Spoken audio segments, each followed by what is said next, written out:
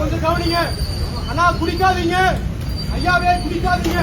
தயவு செஞ்சு குடிச்சு உடம்ப கெடுத்துக்காதீங்க. இந்த சாராயம் மனுஷனா இல்ல மிருகமா மாத்துதுன்னா நேற்று நாள்ல நியூஸ்ல வந்து ஒரு செய்தி என்ன தெரியுமா? சாராயம் குடிச்ச ஒரு மனுஷன் தெருநாய் கூட உடம்பு வச்சானாமா. சாராயம் குடிக்கிறதுனால ஒரு மனுஷன் சுபாவமே மாறி போகுது.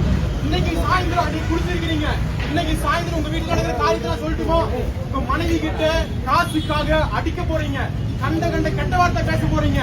உங்க வீட்டுல இருக்கிற பையன் பொண்ணு யாரு கேட்டாலும் கவனிக்கன்னு சொல்லி கெட்ட வார்த்தையை பேசி அடிச்சு கொலையே நடக்க போற அளவுக்கு உங்க வீட்டுல நடக்க போகுது. இது அத்தனைக்கும் காரணம் இங்க குடிக்கிற சாராயம் உங்களை மனுஷனா இல்ல மிருகமா மாத்துதுன்னா மிருகமா மாத்துது.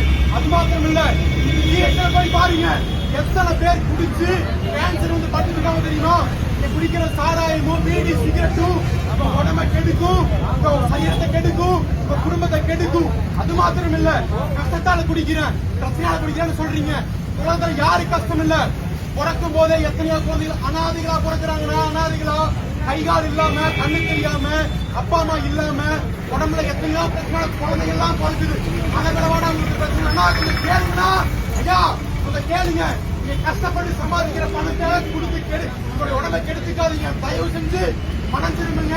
சற்றிருந்து வரும் அதெல்லாம் பாட்டு பாடுங்க.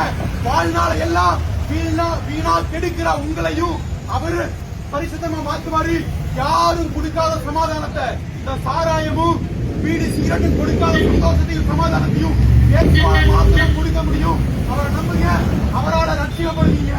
கர்த்தராகிய இயேசுவே ஐயாக்களை கண்ணோக்கி பாருங்க, உங்களுடைய பாவங்களை மன்னிங்க, மனம் திரும்ப உதவி செய்வீராக. ஆமென்.